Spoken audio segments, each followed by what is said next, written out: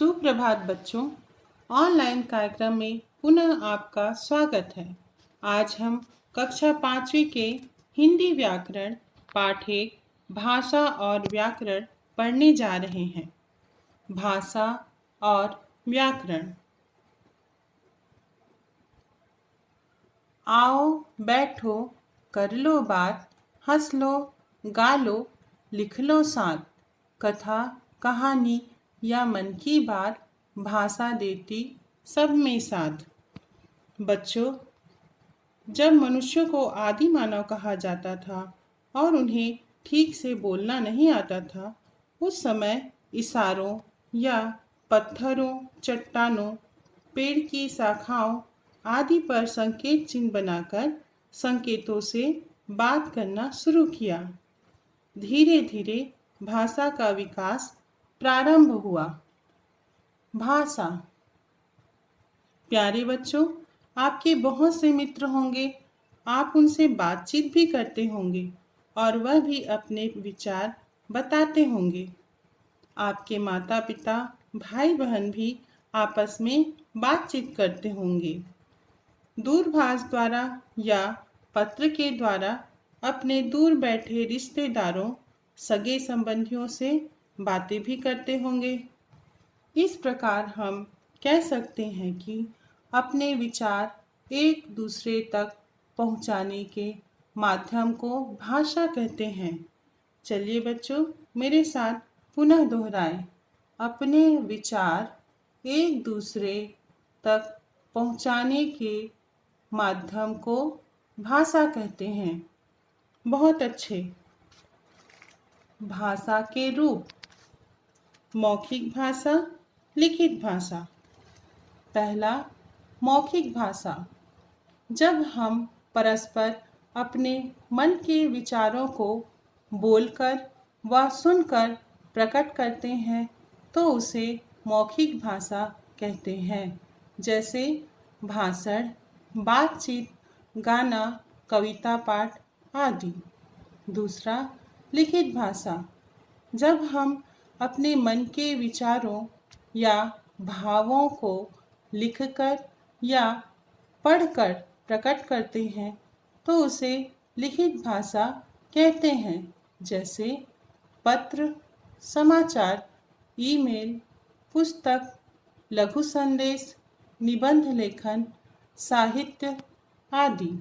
बच्चों, इसके अलावा निर्देशक चिन्हों और संकेतों द्वारा भी अपनी बात कही जाती है, जिसे सांकेतिक भाषा कहते हैं। सांकेतिक भाषा। जब हम अपने मन के भावों या विचारों को केवल संकेतों या निर्देशक चिन्हों के माध्यम से प्रकट करते हैं तो उसे सांकेतिक भाषा कहते हैं। जैसे यातायात संकेत, मूक अभिनय, ब्रेल लिपि आदि। इसके सीमित प्रयोग को देखते हुए इसे भाषा के रूप में दर्जा नहीं दिया जाता। बोली। जब कोई भाषा किसी सीमित क्षेत्र में बोलचाल में प्रयोग की जाती है तो उसे बोली कहते हैं।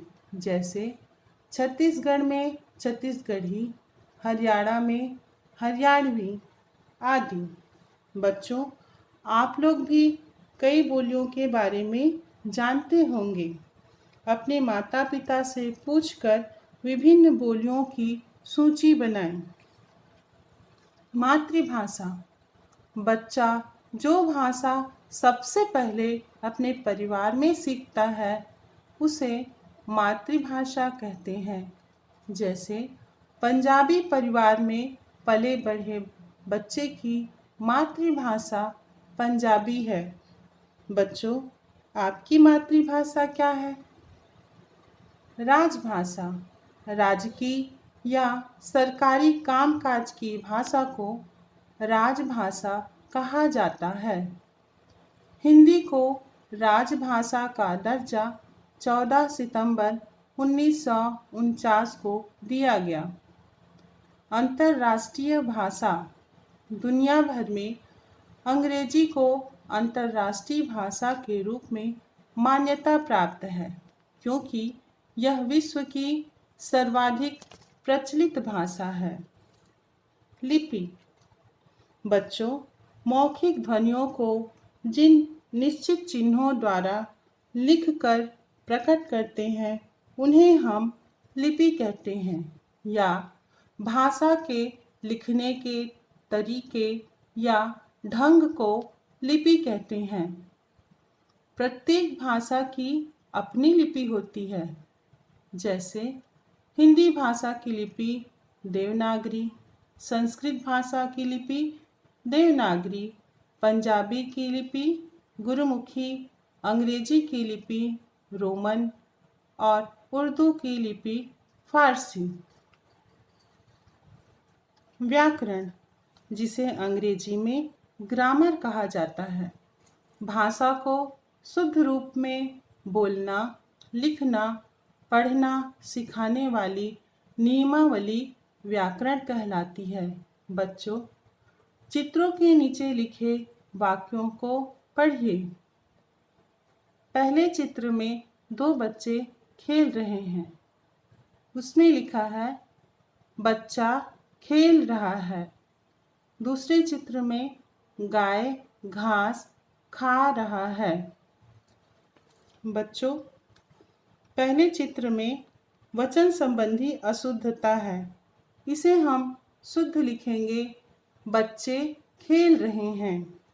दूसरे चित्र में गाय घास खा रहा है।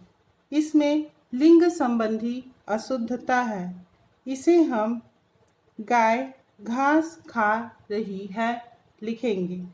अतः हम कह सकते हैं भाषा को शुद्ध रूप में बोलना, लिखना, पढ़ना सिखाने वाली नियमावली व्याकरण कहलाती है।